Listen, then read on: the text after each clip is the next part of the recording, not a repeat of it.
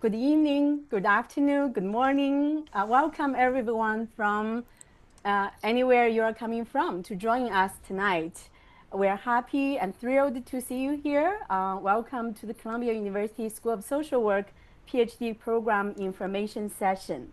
My name is Qing Gao. I'm the Associate Dean for Doctoral Education at Columbia School of Social Work. Today we are going to first talk a little bit about Columbia and our school. Then we will provide an overview of the PhD program, and then we'll walk you through the application process to our PhD program. And we have our colleagues, Professor Julien Teitler and doctoral student Jye-Min Jung, to join us to engage in a Q&A with you. I have to begin by saying that 25 years ago, I was in your position. I was a master's student at Beijing University in social work, trying to prepare my application package to many different doctoral programs, including Columbia. Fortunately, I got admitted. And then now I have the great honor of returning to my alma mater to chair the doctoral program and share what I know about this program and our great university with you tonight. Columbia, as some of you may know, was founded in 1754 as King's College. It is the oldest higher education institution in New York State and the fifth oldest in the United States. Columbia, to me and to many others, is a place of double magic. We do research, we provide education to support our students, the next generation of scholars. We provide service to our community, to the local, regional, and global communities. And we try to provide positive impact to the world through our research, education, and service. Columbia is home to 17 different schools, including the School of Social Work. If you join us at the Columbia School of Social Work, then you will have access to all these other schools in terms of what they do in research, their coursework, and their student communities. The social work building, as you can see from this slide, is our home.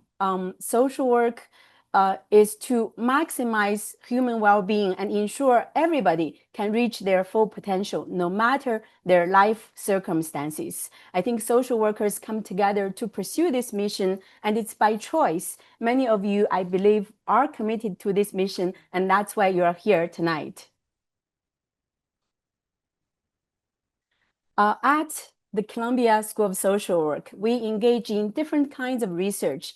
Here on this slide, you see a number of our research centers. For example, the Center on Poverty and Social Policy, of which I'm a member, is really engaged in poverty research, trying to track and address poverty in New York City and beyond. For example, there's also CPRC, the Columbia Population Research Center. My colleague, Dr. Julien Teitler, is now spearheading this great center and can talk about this center. I'm also the director of the Columbia China Center for Social Policy, where we advance research, innovation, and practice for social welfare in China and globally. There are many other different centers, and I urge you to look into these different centers and to see where there's alignment with your area of interest.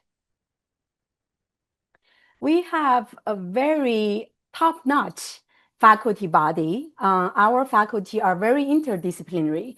About half, just over half, 56% of our faculty have their PhD in social work.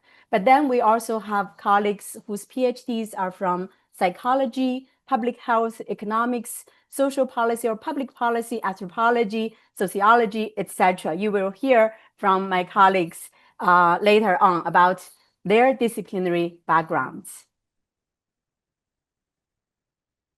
So now it's my great honor to introduce to you Dr. Julien Teitler, Professor of Social Work, who holds a PhD from UPenn in sociology, and then our doctoral student Jye-Min Jung, who has an MA from University of Chicago. So Dr. Teitler, do you mind sharing a bit about your background and research expertise, including CPRC? Thank you. Sure. Sorry. Um, Hello, everyone. It's great being here. Welcome to Columbia University. So, as Professor Gao mentioned already, I'm a professor here at the School of Social Work, and I co-direct the Columbia Population Research Center, which is a university-wide research center that focuses on population health. There are about 175 members throughout the entire university. So it's very multidisciplinary. I was trained as a sociologist and a demographer, and most of my research is on the social determinants of maternal and infant health. I ask questions like, how does poverty get under the skin? And how do health and well-being get transmitted intergenerationally from parents to children?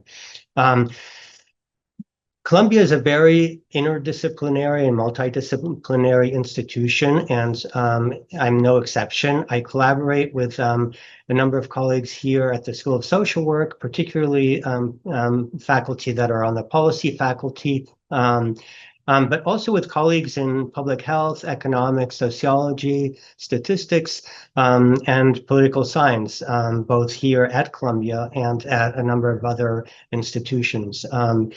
And I work with a lot of staff that that work on my research projects. So I have 7 full-time research staff and many part-time student assistants that work on a number of large research projects that are funded by the National Institute of Health and by private foundations. So I think I'll leave it at that for now, and come back on when during the Q&A period, if that makes sense to you, Professor Gao. Thank you so much, Professor Teitler. Perfect. When I was a student, Professor Teitler was one of my professors. So now it's wonderful to work with him and collaborate on many different projects, including in the doctoral program. Thank you. Now, Jye-Min, please, you're welcome to share your expertise and your background. Thank you.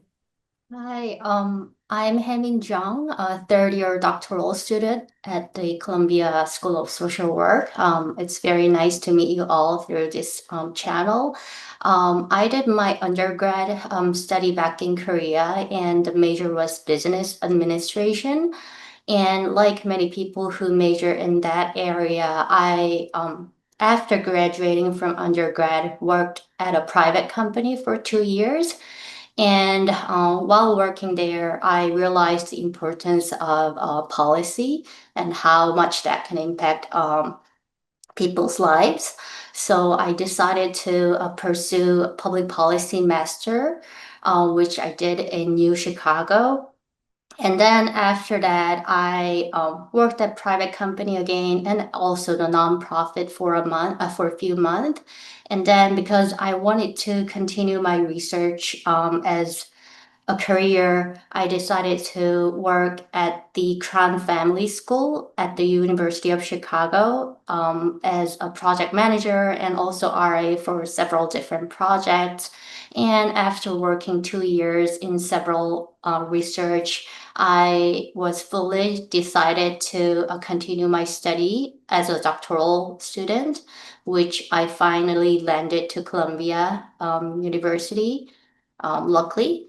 And since after I came here, I worked in several different research projects with Professor Jane Walfogel, which she mainly is PI of project called Future of Families and Child Wellbeing Studies. And with that project, I worked on solving problems such as how to adjust the measurement with the Child Protective Service related survey items. And also after that, working on how that relates to the young adults outcome, and also looking into living arrangement of the young adults, poverty and financial well-being, and their health and mental health and employment, education, whole lot of things about how young adults are faring at their age 22. And I would love to talk more in the Q&A session and what will be coming up next in our agenda today. Thank you so much, Jye-Min. Later you will know she just successfully passed her comprehensive exam and is now officially in the dissertation stage. We are all very thrilled for her, and she will have a bright next stage ahead of her. I also want to add that Columbia is truly interdisciplinary and very collaborative. At Columbia, I have mainly my home is at the School of Social Work, but I also am a team member, a faculty member of the Weatherhead East Asian Institute, as well as the Committee on Global Thought. There, I collaborate with other colleagues who study East Asia, who study global issues, and they bring together a lot of wisdom, expertise, and different students together. So it's really a great place, very stimulating and exciting. So now I want to introduce my colleague, Dr. Natasha Johnson, who was going to be here but cannot. So she recorded this special message for you. Please. Good evening. Unfortunately, I can't be there with you all tonight, but wanted to say hello and introduce myself. Hi, I am Dr. Natasha Johnson. First, I will briefly share a bit about my educational background, clinical experiences, and program of research. Then I will spotlight two of my active projects. I began my path in higher education at Spelman College, which is a historically black institution in Atlanta, Georgia. After I completed my undergraduate program, I went back to my home state of Michigan and completed my master's degrees and PhD in social work and personality and social context psychology at the University of Michigan. Across my undergraduate, graduate, and postdoctoral training, I've found myself coming back to the school context. Specifically, I have worked in after-school youth development programs as a social work intern at an alternative high school in Michigan and have supported the development of school-based mental health curriculum.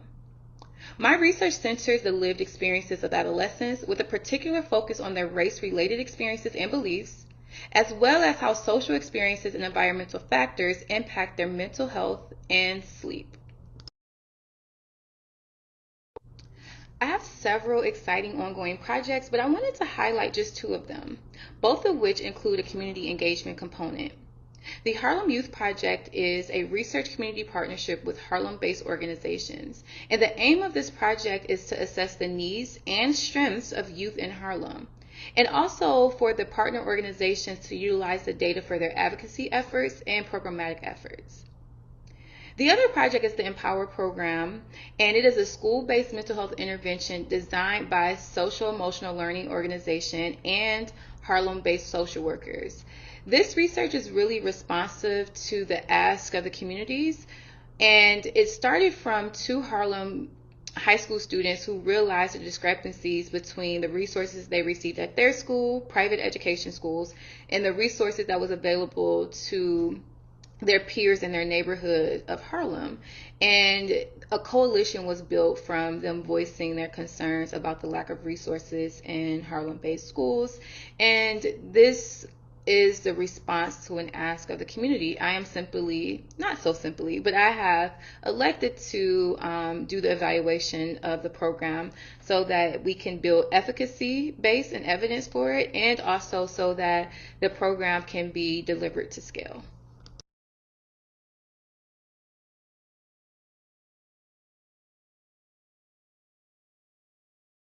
So Professor Johnson cannot be here tonight to engage in a Q&A with you, but she said you're welcome to contact her if you have questions about her background, research, or just want to reach out. We're so grateful she's part of today's program. So now I'm very happy to introduce my colleague, Jessica Troiano, who is the Director of Administration for the doctoral program at Columbia School of Social Work. Many of you probably have already contacted with her already, so I turn it over to you, Jessica. Hi, everyone. It's really nice to have you here tonight. Thank you for that introduction, Chin. I have been with the doctoral program since 2011 when I was recruited by Dr.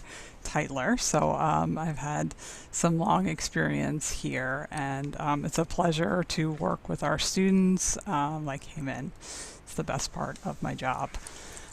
So I'm going to talk today, I'm going to give a little bit of an overview of our program, and I'm going to talk about a little bit about our funding.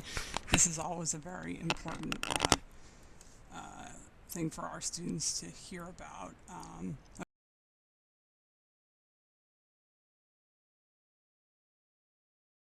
I'm happy to provide an overview of our program. So the goal of the PhD program at Columbia School of Social Work is to train scholars and leaders in social work. That's our aim, and we've done so for over 70 years, and we are committed to continuing to produce top-notch scholars and leaders for our field. We right now offer 2 concentrations, advanced practice and social policy and policy analysis. Jye-Min is in the social policy and policy analysis track. We provide 4 years of guaranteed funding to everyone admitted, and we provide excellent faculty and peer mentoring. Thank you for that, Chin. I think I'm ready now and not hearing beeping in my headphones. Well, this is just a picture of our wonderful recent graduates from a beautiful graduation in May of 2025.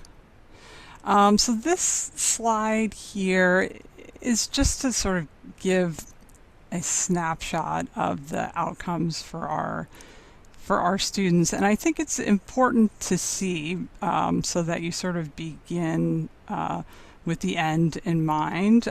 Like there are different strengths of different programs. Our program is providing training for original scholarship. So it's most of our graduates are going on to research careers in academia, some in other fields, but sort of this is the trajectory for our students. So it's always important for you to see.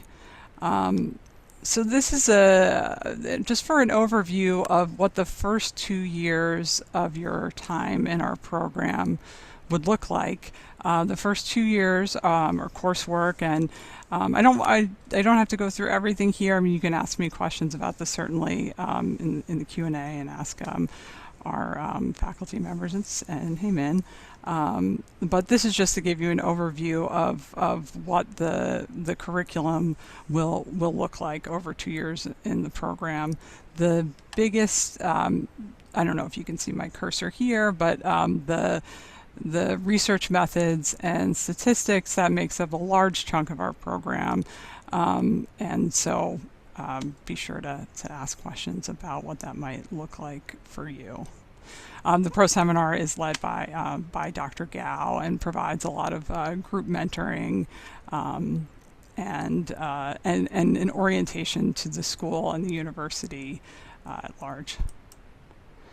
Okay, so for the other non-curricular requirements for our program, you'll be engaged with a research assistantship really from day one in our program. And we say here 360 hours, which represents roughly 1 academic year of engagement, but really it's something that you'll be doing throughout your time in the program.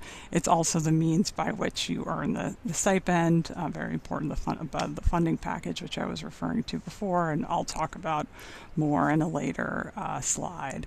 The field of practice tutorial is a one-on-one independent study where you'll develop reading lists for the comprehensive exams. After that, you move on to the dissertation phase. Funding, one of the most important considerations. Our program offers 4 years of guaranteed funding, including full tuition coverage.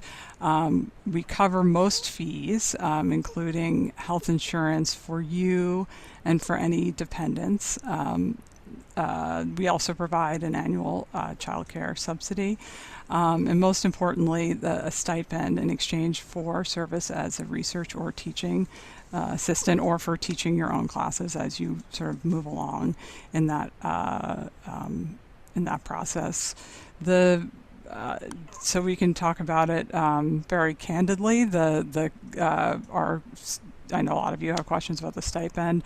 It's currently $36,000 for the 9-month academic year, and there's a guaranteed summer stipend, currently $6,300, for which there is no work requirement. We provide an annual award for conference travel, and there's a number of competitive fellowships. And also a lot of students who are applying for external grants are supported by our terrific grants office that we have here at the school, and students have been very successful getting grants from NIH and from other foundations. The mentorship at our school, it takes the core relationship, I would say, or mentoring relationship at our school is the research mentor that you're paired with, and those matches are based on mutual interests. So we start with, the topic that you wrote about in your personal statement. That's really like the first step. And also on the application, we'll talk more about this in detail, but on the application, we ask you to name the professors with whom you're interested in working with. We also assign you a different academic advisor for you to meet with once a semester while you're still taking classes. And then you're also paired with a peer mentor in the beginning of the program. It's usually first-year student and a third-year student, this was an initiative that was started by one of our students, and we're very happy to continue on every year. And there's a number of inter-cohort social events. We just had a bagel and breakfast to welcome students for the new year, so we try to have those throughout the year. We have a committee, a faculty committee that governs our program, the committee on the doctoral program, and each year we have student representatives serve on the committee. This year we have 3 students, which is terrific. And then a monthly doctoral seminar presentation where students present their own research and receive, feedback, support from fellow students and from faculty members. That's been a really terrific addition to our calendar that Dr. Gao started a few years ago, which it's a great thing. Our program always has terrific representation at conferences like CSWE, SWR, APAM. There are always a ton of people from Columbia there presenting and taking in other presentations. So these are our very straightforward requirements for your application. So we ask that students have a master's degree upon enrollment, and you provide uploaded copies of your undergraduate and graduate transcripts. We only ask for the official records after you've been granted admission and that you plan to come. You should demonstrate on your application that you're interested in undertaking independent research. Like I was saying before, that is the kind of program this is. So that's something you should be able to convey through your CV and through your personal statement. And for our international applicants who have not completed a master's degree in English, we do require a language exams, and the scores are here. We no longer require the GRE. Our deadline is in mid-December at midnight, in case anyone was wondering. These are the different elements that we ask you to upload. The writing sample, we've added language to this over the years. It's a requirement. It should be an example of your best academic writing. I've said we have not gone so far to say that single authorship is required, but we have strongly recommended it. If you do submit a multi-author paper, you'll have to indicate what your role is, but I think that's my recommendation, is that you submit a single author paper. 3 references, at least 2 academics. So I know for students who have been for example, in the workforce, sometimes this is a little bit more difficult if you've been further away from your master's program, but you do have to provide at least 2 academic references, meaning somebody who has been your teacher in a classroom. It may make sense for, like I said, for students who've been in the workforce to have a professional reference, but this is the requirement. Application fee is paid online. If you have any, if you would like to get in touch about a waiver, please just email me directly. Okay. And there is the link to our application, and then our contact information. And I can, after tonight, I'm happy to share a PDF of these slides. I think most of you probably have that link, but just in case you don't. Okay, and I'm going to go ahead and stop share. Thank you so much, Jessica. We will have time to go into some of the specific questions, but for now, I would like to maybe ask 3 questions one by one to Julien and Jye-Min so that we can get a little bit more from your perspectives. The first is about coursework.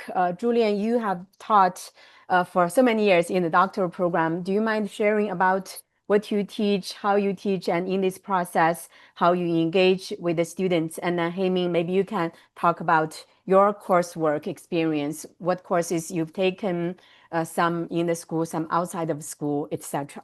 Yeah, Julien, please. Sure. Thank you, Jean. So I have been here for a while, and the courses that I've taught in the doctoral program have been the first required research methods course, the doctoral pro seminar, and the dissertation seminar. Maybe I'll talk a little bit about each of those. As Jessica was pointing out, there are a lot of research methods and statistics requirements in the program. The first, excuse me, the course that I teach is really not at all statistics focused. It really focuses on questions on how to identify what interesting questions are in social work, what questions are important, what questions haven't been answered, and what questions have been answered. So part of it is just getting used to understanding how to pose good academic questions. And then a lot of the other work is very conceptual about how to think through research designs. And what we do throughout the semester is read a lot of empirical studies, journal articles that describe empirical studies, and dissect them to talk about like what the strengths are of those approaches and what the weaknesses are about those approaches. And the main project for students, in addition to weekly assignments commenting on the readings, is to write a research proposal on a topic that they would be interested in to apply some of the concepts that we've been discussing through the semester. The dissertation seminar. So that research methods class is typically taken in the first semester that students are here. The dissertation seminar is typically one of the last classes that students take prior to writing their dissertation proposal and defending it. And that is run more like a seminar, or where students workshop their ideas and critique each other and give each other feedback. And what we work towards is for the students to build and put together a dissertation proposal. And so it's something that they can then build on and defend with their committee. And the doctoral pro seminar is something that Professor Gao teaches now, and I'll if you want to say more about that, I'll let you. But it's really more of an introduction to the academic environment and the university and professional training. So maybe I'll stop there for now, and I'll come back to other topics after. Thank you so much. I actually didn't know you taught all 3 courses, so this is wonderful to know. The Doctoral Pro Seminar, it's the required first semester course for all the incoming doctoral students. It's really a semester-long orientation to doctoral journey, to academia, to potentially pursuing an academic life. This semester, I run this pro seminar as a group coaching sessions every week. So we talk about the identity of being a doctoral scholar, being an educator, being part of this academic community, and then figure out the mindset and skill set needed for us to have a fulfilling academic life. So it's really a very joyful, stimulating experience every week for us to come together. And it's really also peer mentoring for the students who are in this class. It's wonderful. Yeah. Jye-Min, I turn it over to you. Yeah. I took the research method class taught by Julien, and the pro seminar taught by Dr. Gao, which both of them were great. And I wished there was research method number 2 sequence, which, I hope it'll happen sometime. I don't know whether that'll happen. Anyways, that was 2 of the classes I took as a policy track student in the first year. There's one more class that policy students take in the first year. First semester is microeconomics class taught by Professor Rob Hartley at the School of Social Work. It's an in-house class that usually people decide to take because he had a lot of substantive area that is related to social work. A lot of them touches on the poverty side and how that can be explained by economic theory and everything. So it's a really great introduction to the microeconomics as a policy student. And then I took labor economics at the economics department in the second semester, and also a lot of statistics classes, which are mostly econometrics method. Students usually decide to take that in the teachers' college. They have sequence of the statistics classes you can follow. So I started in my first year, first semester, and then second semester kept going on with all the sequences they had, which the name goes like data analysis for policy and decision making, and then quantitative methods for evaluating education policy. It is an education policy concentrated, but it also applies to all other social policy as well. So it is still very relevant. And I also took advanced causal method class that is also taught in teachers college. And I took one class in the political science taught by a statistician named Professor Andrew Gelman. He's a great professor as well. That was applied regression and causal inference. And I also took latent structure analysis. So as you can see, that is usually how much of stat courses that the students take in the coursework period.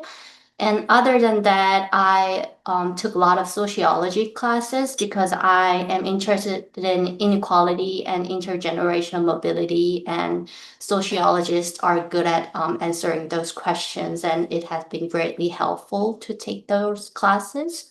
Uh, and the examples are like education and inequality, and I went to their seminars, which is not exactly classes, but they were weekly provided. So I can always go there and hear the most frontier research that is on the inequality, which was also very helpful. And because I was working on the child protective service related area right after I came to School of Social Work, which I did not have any background, I also decided to take one class at the School of Social Work, which was Family and Child Services, taught by Professor Brenda Harden. That was also very helpful. Those are just one of exemplary of the classes that you can take once you come to School of Social Work.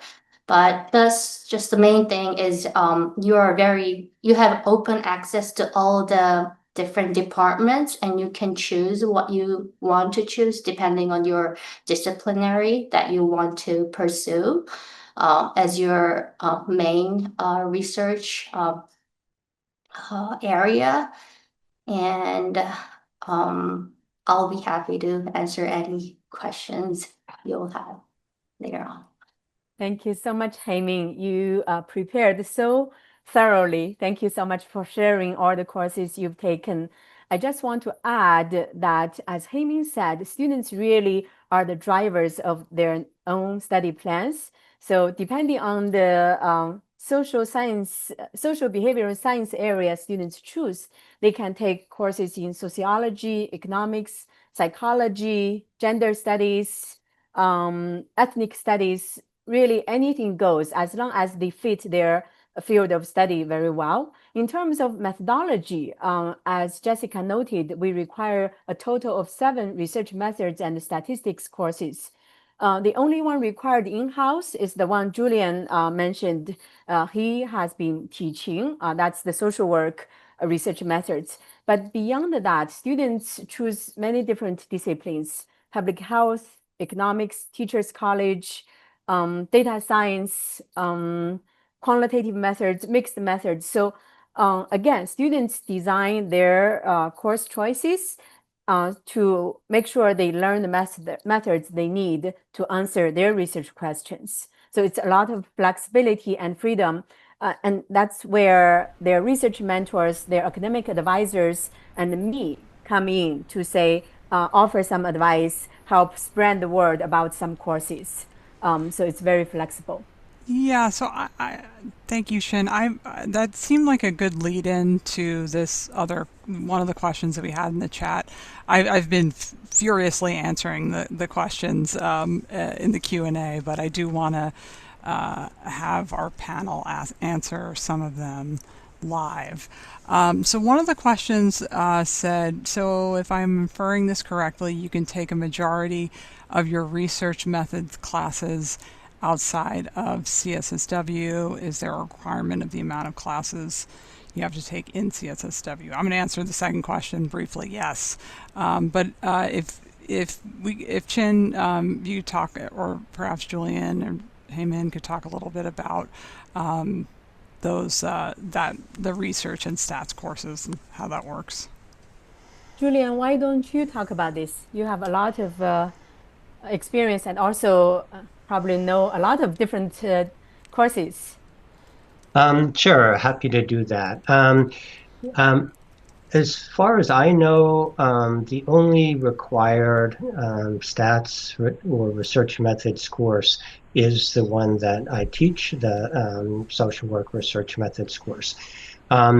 What typically happens is when you come here, Jessica and maybe the Jean will go over your application and try to assess what level of prior statistical training you have and identify courses that would be good next courses to take. So identify a sequence of statistics courses so that you're not repeating things that you're very familiar with already. And a lot of the statistics courses are taken outside of the School of Social Work, as I think Jessica was saying earlier, or Jean, either the School of Public Health or sometimes at the School of International Public Affairs or Teachers College. So you can think of an additive sequence of 2 or 3 statistics courses. The other methods courses that you will take will likely relate to your interest areas, whether you are pursuing a quantitative research track versus a qualitative research track. And you'll try to find either within the school or outside the school the courses that are best fit. So if you're interested, as you're getting close to your dissertation proposal defense in using longitudinal data, maybe you'll take a specialized course in analysis of longitudinal data. If you're interested in hierarchical data, nested structures, you might take a course on that. We offer a few courses here within the school that a lot of our students take because they're not covered in other schools. So one is sort of an advanced policy analysis methods course. And another is a qualitative research course, which I believe is a 2-semester sequence course. We also sometimes offer a course in intervention methodology. So those are examples of courses that a lot of our students have interest in because those methods correspond to the kind of work that they will end up doing. And there's a good selection, or they're offered in-house, but there's no requirement to take courses in-house versus outside. The idea is to really put together the package of courses in methods and statistics that best prepares you for the program of research that you are launching as a doctoral student and beyond. Wonderful. You said everything I wanted to say. Perfect. Jye-Min, would you like to add anything, maybe from a student perspective? How do you discover these courses? And in the process of taking courses across campus, do you get to engage with the students from other disciplines? Yeah, if I have to discover all the courses without any resources or any information, that would be very difficult. But a good thing we have is we test down all the coursework related materials from all the people who are above myself or who already graduated. So we have accumulated resources from all the students. So we have a list of many students from many years ago, like what courses they took, what professor that was, and what department that was.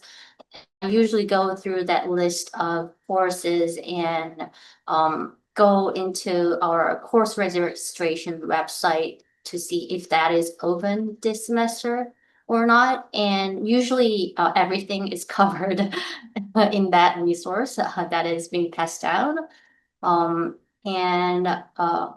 So that's how I find courses that I want to take. And I usually discuss with my advisor if that sounds like a good plan for this semester and finally decide whether I will take this course or not.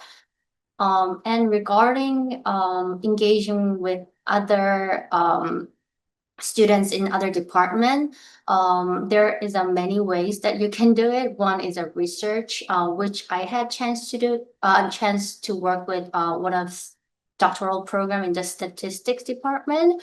So I got to know him, and also like through that research, I got to know postdoc from the statistics department, which was a great to learn about the things that I'm not so expertise in it.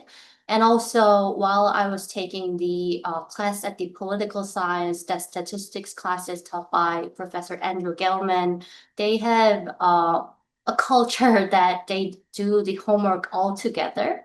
So I was also working together with them to solve homework, which they actually have a lot of homework loads. So you spend a lot of time with them. That's how I engaged. And also in the teachers college, where I also took a lot of classes, which they were mostly master's students. So I did not have a chance to build long-lasting relationship as much as other doctoral students who will stay longer in the community of Columbia. But because I it's other thing, but I took core class in teachers college, so I engaged through classes and also the core, which was just outside extracurricular activity, but that was my one of non-academic for fun community engagement that I did. Actually, this is interesting. I was going to touch upon that later about community. Maybe you can speak about what kind of extracurricular activities you engaged in with the teachers college students or with the social work students. What's the life like as a doctoral student? Thank you. Yeah, what else would I have other than this? With the students, like the great thing about the Columbia University is in New York City, so you have so much to explore in the city. So while I was taking courses together with our cohorts, we would always have a weekly dinner together for any restaurants that we are up to. I think that's very typical thing that our cohorts did and also other cohorts. A lot of them did previously as well. Yeah, it can be so many other things than restaurants. You can go to concerts or everything. Thank you. Thank you very much. For people who are probably not from New York, it's good to know about all these possibilities. Yeah. Thank So you. another question that I'm seeing a lot in the chat that I wanted to have the panel touch on is what are sort of the opportunities for these connections with professors from other departments, say from, in Columbia University as a whole? Is it possible for faculty from other departments to serve as research mentors? Yeah, maybe we should first talk about the mentorship within the school. I think that would be a good starting place because we do match faculty and doctoral students in this research mentorship. And then we can talk about how to involve or engage with the faculty members or research teams outside of the School of Social Work. Julien, can I invite you to speak first about the mentorship and the research collaboration with doctoral students? Thank you. Sure, sure. So this is my favorite part of my job. Jessica talked a little bit about the work requirement, but there's another way to think about this. As a GRA, all students are assigned a professor that has active research projects. The student works with that faculty member and with the faculty mentors team on the research projects. You can think about this a little bit as an apprenticeship model. So the courses, the research methods courses, will cover a lot of textbook explanations of how to conduct research. But in the real world, things don't typically work the way they're described in textbooks. There are constantly decisions we have to make, whether it involves collecting or sampling populations or collecting data or creating measures, and it goes on and on and on. So the day-to-day process of doing research is something that I strongly feel can only be learned by doing research with people that already have some experience. So what does this look like? So when I'm assigned a GRA or I ask to work with a student as a GRA, um, those students participate in weekly research meetings with the entire staff on these research projects, where we discuss the issues that are coming up. I also assign tasks to those students on the projects and meet with them individually as well every week to go over their progress, troubleshoot the issues they're encountering. Sometimes that leads to suggestions for courses they might want to take also. But in the course of doing this, they're learning about methods, they're learning about all aspects of research. They're learning about coding, they're learning about data cleaning, etc. And I really try to involve them in every aspect of every phase of the research. So from conducting literature reviews to find out exactly what the state of the art knowledge is in that area, to cleaning data, to running statistical analyses, to writing up results, to putting together presentations, to presenting findings, to helping with grant proposals and manuscript preparations.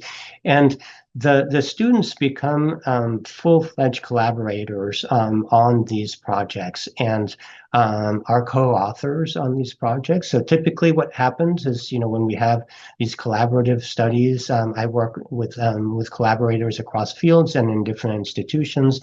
The student GRAs, the students that are working with me will be a co-author. Maybe they'll start towards the end of the list of co-authors, and as they work their way through the program and take on increasing responsibilities for their projects, increase ownership, and contribute intellectually, increasingly their names will move towards the beginning of the authorship list, and often will have first authored papers by the time they get through this. So this is sort of mentorship around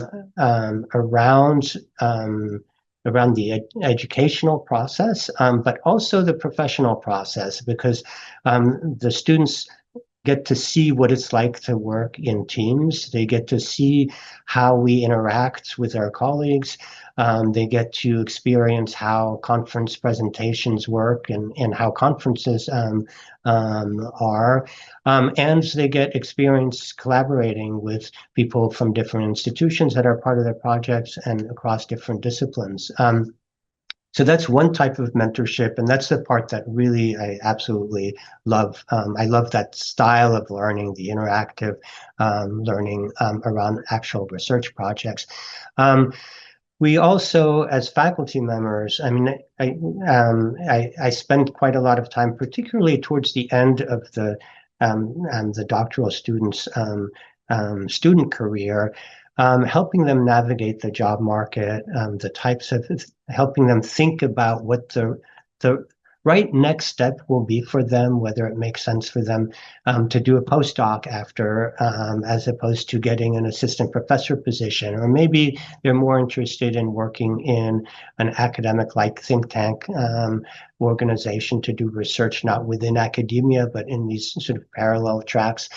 So we spent time sort of talking about what's a good fit for them, and then preparing them to apply for these jobs, to have them practice giving these talks, presenting their work, and after they graduate, we continue to be their mentors for life and giving them ongoing career advice about how to really maximize their success. So in a way, students never leave us. They remain part of our family, our academic family for good.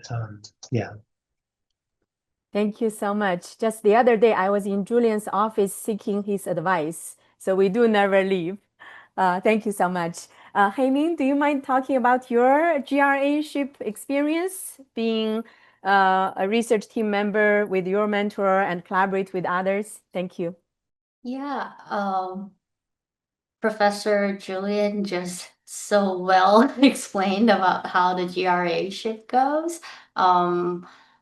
So So I'll just talk in the student's perspective of how the GRA-ship goes. So I was assigned to GRA-ship, and my advisor, um, I think very like the first few days of I started my program at the Columbia School of Social Work.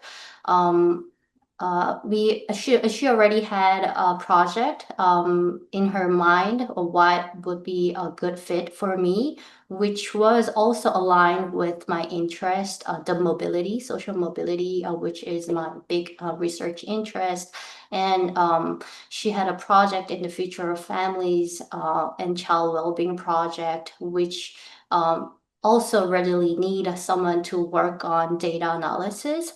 So I started to work on producing research brief using the data set, which she had funding and the proposal already ready. So we had a research questions to address, which was looking at the education, employment, and disconnection of the young adults.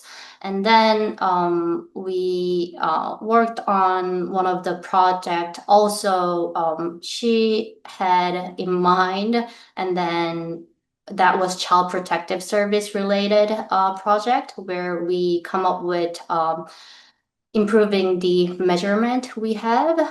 So we collaborated because it's a problem that we cannot solve with our expertise. We invited a statistician to our project, which I also explained earlier. I got to explain my friends from the other department. And also I was able to work with other professor at the Wisconsin Medicine and at the University of Chicago. They were all also invited to the project with their expertise on the Child Protective Service related area. So that's one other project that I did. And I produced many other research briefs that I explained earlier on poverty, financial well-being, and so on, which I also worked with some one of the staff at the Center of Poverty, a Center on Poverty, Center for I don't Center on know. Poverty and Social Yeah. Policy. Yeah, Center on Poverty and Social Policy, Megan Curran, and also postdoc Tia on that. And like Professor Julien said, I think the research, being able to getting involved in the research is the best way to be able to learn the research, because oftentimes what you see in the textbook and what you learn in the class, it's not as clean as what you see in the textbook and what you see in the classroom when you are in the real world research. And you always have troubles that you never see in the classroom, and then you'll next week with your advisor, and she had so much experience in the research. She will usually always have the answers to the question you were faced with, and then that's how you overcome that trouble, and you learn with all that aha moments with the research, and you accumulate your research experience and become better at conducting a research. And it has been a great experience being able to work with Professor Jane Walfogel through the GRA-ship. And I know there are many other programs that do not have GRA programship, which can be a positive thing, but at the same time, you are left on your own to figure out things. And it just, I think it was the biggest for me is a plus aspect of our school and our program. Thank you, Jye-Min. I just wanted to I see part of my role here too to speak to you as prospective students is to sort of give you my perspective as, well, not as a student, but as sort of somebody who witnessed to the process of applying for a doctoral program. And I just want to make sure that I get to this very specific question that people have about mentorship. That was a beautiful description of the outstanding mentorship that you will get at our school. I think that one thing that's very important when you're applying for a PhD program is to realize that that mentor relationship is central to everything you're going to do here. So, I see a question that my research interests don't quite align with what professors at CSSW are doing, and that, you're interested in people's work in other departments. I encourage you to explore those relationships too, those disciplines as well, because Jye-Min came to, if I could speak for you, came to the school to work with Dr. Waldvogel. That's the key to this process. So I think that you should take a look at all of the full-time faculty profiles on our website, and you're going to see them in a drop-down list. And we ask this question very specifically: who do you want to work with at the school? So I think that you need to think carefully about that. And if you can't find anyone, you also need to think about whether or not this is necessarily the right program, because there are a lot of great people out there that you could work with outside of the school. But here we have a great breadth of research, and so take a look at those profiles and see who those mentors might be for you. And you can list more than one. So if I may, I see a great question. Maybe everyone is interested in this question. What makes a strong applicant? From your perspectives, do you have advice, suggestions, tips for the applicants to our program? Julien, maybe we start with you, and Jye-Min, maybe you can offer your insights as well.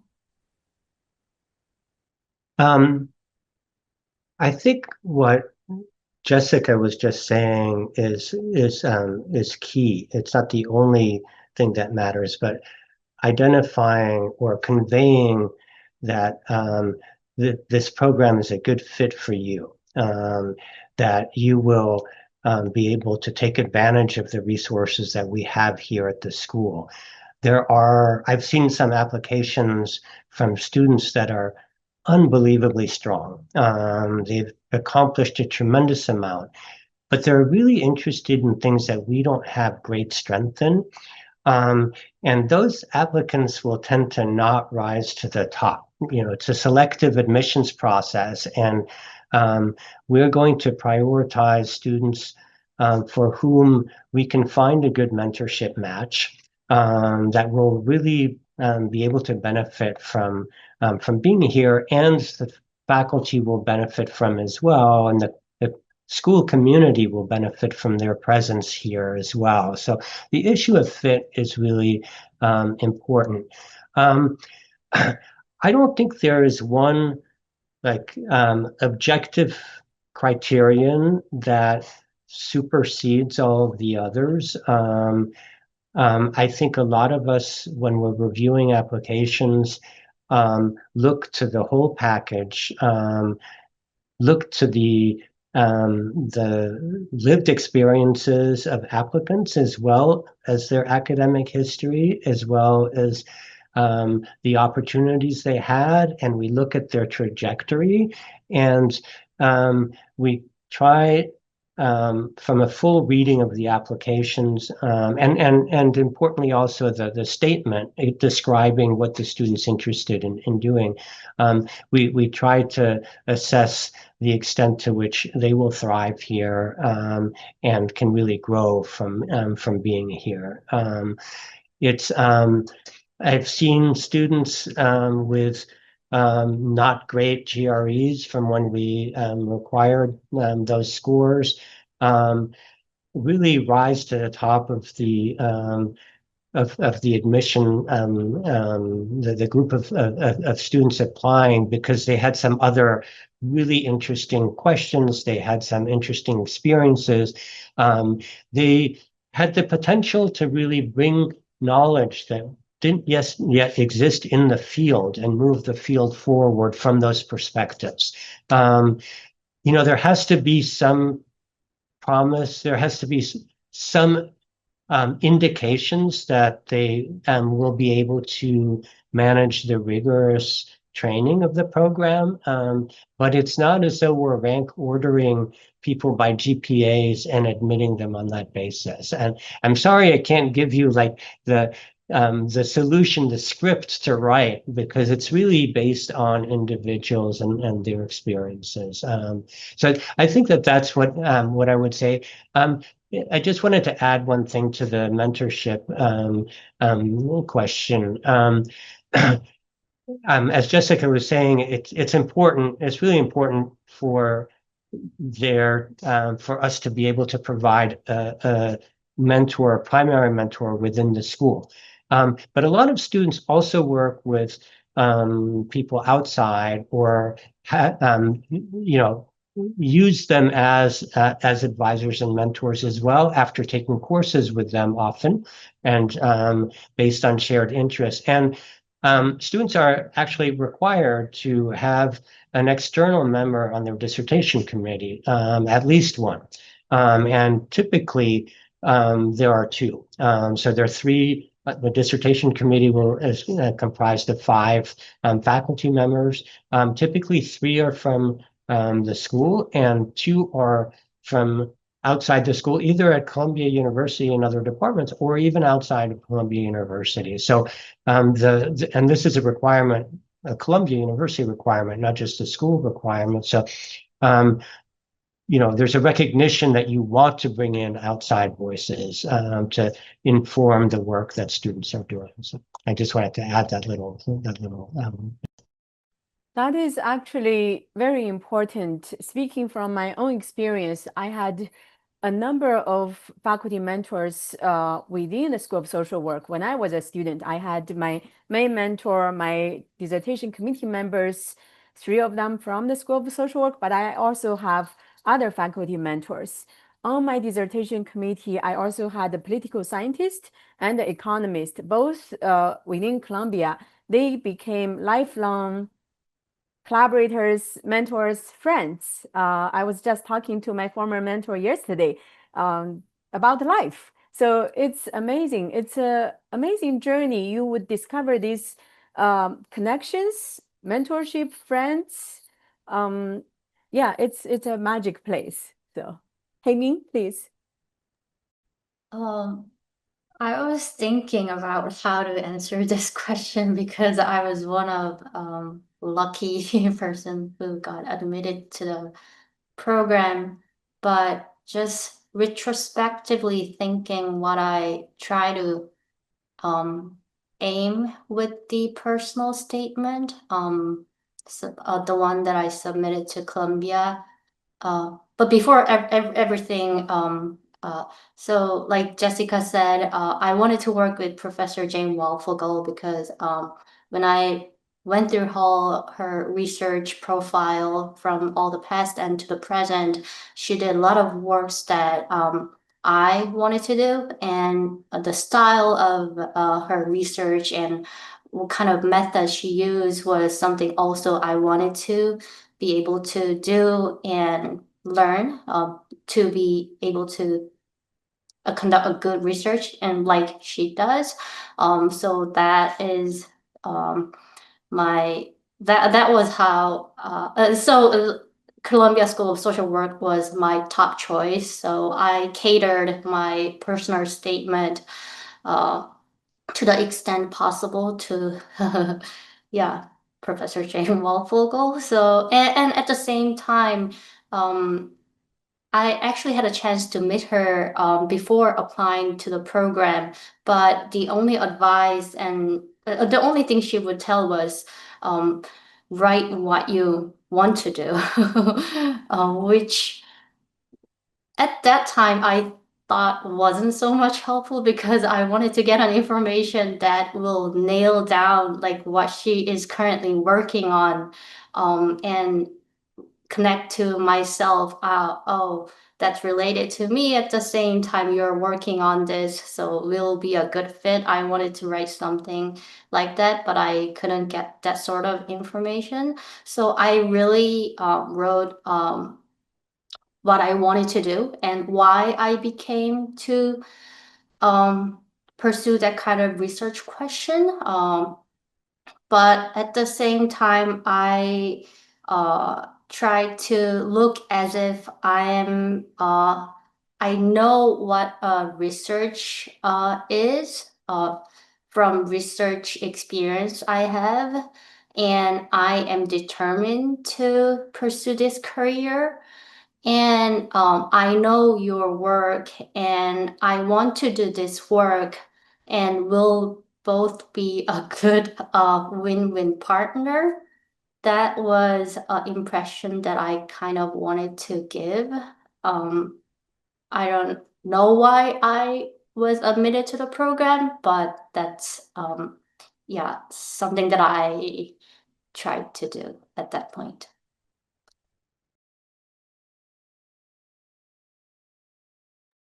Very good. Thank you. Yeah, I think you make a very compelling case for professors when we review applications. We want to see who you are, the authentic you, and then we want to see whether we will be a good fit, whether we could support you. So it's honestly just like that. I know many of you try to reach out to professors. You may get responses, you may not. But as Jye-Min just said, she met the professor but didn't really get any hint except for to just be yourself. So that's very good, very important. Yeah. Jessica, did you want to raise any question, or should we talk about?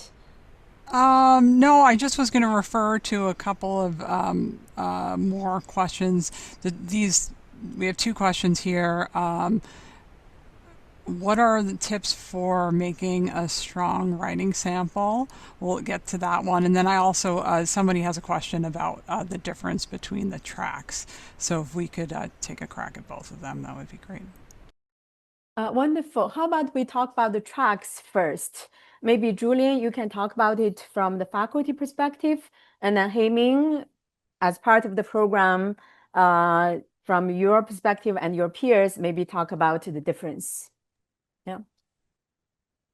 I'm not sure I'm the best person to talk about the different tracks. Maybe Jessica is or you, but I'll give it a shot. So there's the advanced practice, is that what we call it, track, and the policy analysis. The difference, they're both they're both focused on research. I think that is the main thing that's important to realize. The advanced practice class is not a clinical degree. It is a research degree, an academic research degree. So they are both focused on how to do research. They're separated primarily by the kinds of research that people are interested in. So, as the name indicates, the policy track is more for social policy analysis. For example, learning how to investigate what types of policies might be most impactful, what policies might serve the intended population the best, what might be the most cost effective, and how to evaluate how successful policies have been. Whereas the advanced clinical program focuses on more about types of interventions. For example, developing and testing interventions that could be individual level interventions to address, for example, people that have grief, people that have addictions, people that have a variety of types of needs, and so the differences are in part about the kinds of methods that people take, and the approach to doing research. The the advanced clinical program probably focuses a little bit more on both intervention science types of methods, but also community-based participatory research. So community level interventions, but it tends to be more intervention focused at the individual community level versus big macro approach. Some of the courses are taken by all students, like the research methods course, the pro-seminar course. There may be one or two others, the dissertation seminar course. And then there are a couple courses that are specific to the track within social work. But then, as you've already heard from all of us, students take most of their courses outside the school. So they're not either one or the other. So coming to the program, you'll take probably at least half the courses within the school with all students, the other half within the school with the students that are in your particular track, and then all the other courses, you might take some with students, but not necessarily within the program, but you might not, depending on where you're.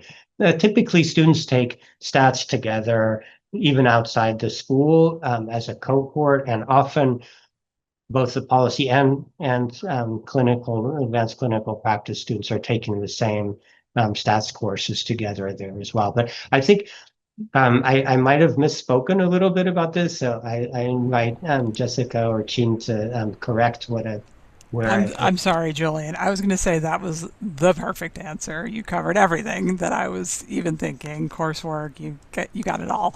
One very fine point that I wanted to make, though, is that so I tend, when we're matching people up, I tend to think like, oh, this is a policy person. They're going to go with the policy faculty member. But that doesn't always happen.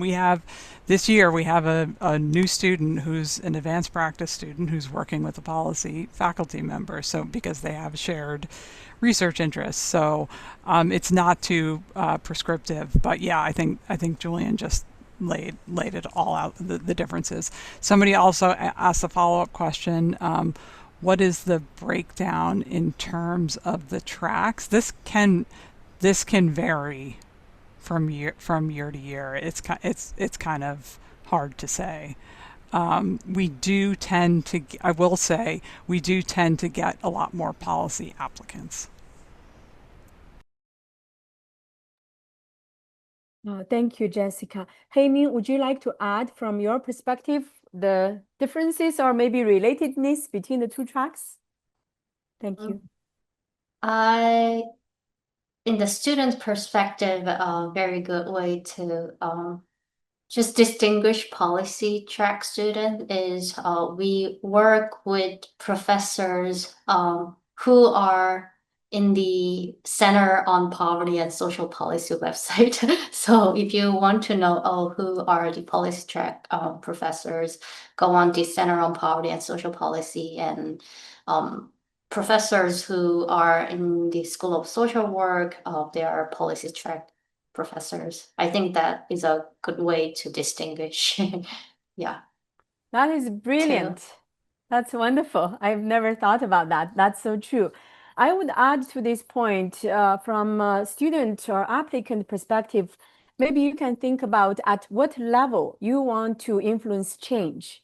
Do you want to influence change at the policy level, change policy or shape policy, or do you want to influence practice or community level intervention or services? Because, for example, somebody may be interested in mental health. That could be dealt with from the policy level or the practice level. Aging, same. You could deal with the same topic from policy or practice. So it's really the approach you want to take and also the change you want to influence. Thank you. We have 5 more minutes. Julien, would you like to talk about what makes a strong writing sample?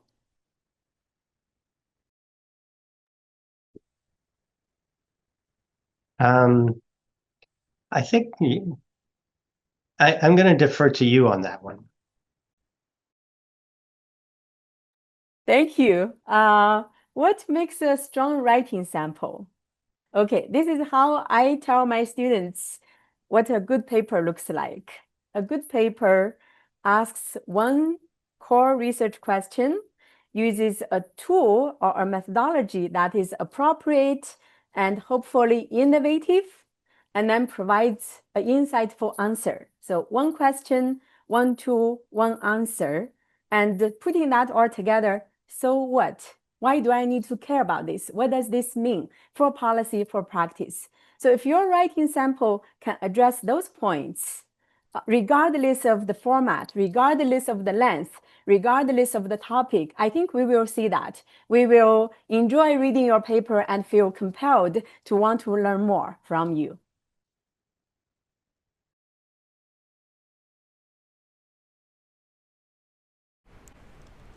Okay. How many applicants are, this is a question that came up before. We accept, depending on the year, it's about 10 to 15% of applicants. And like I said, the ratio between the tracks can vary. Okay. There's also a question about how diverse the student body is. I think we are very diverse, and we do our best to attract a very diverse application pool. And then we also try to appeal to applicants who study a diverse set of topics, populations, regions. And then we also want to consider the match or fit between the student and the faculty members and the school. So we do our best to have a diverse, vibrant, inclusive community. Okay, so I think that's it we're coming up to time, and I don't think there's just some comments left, no questions. So I'll go first. I just wanted to first thank all of the participants, for the attendees, for your attention tonight. Thank you for your interest in our program, and happy to answer follow-up questions that come up while you're working on your application. And also just wanted to thank the wonderful panelists for being here and for talking about our program today. Thank you, Julien. Thank you, Jye-Min. Thank you, Chen, as always, for being a great partner and colleague. Thank you so much, everyone. Thank you, Julien. Thank you, Jye-Min. And thank you, Jessica, for making this a great success. Thank you very much, everyone.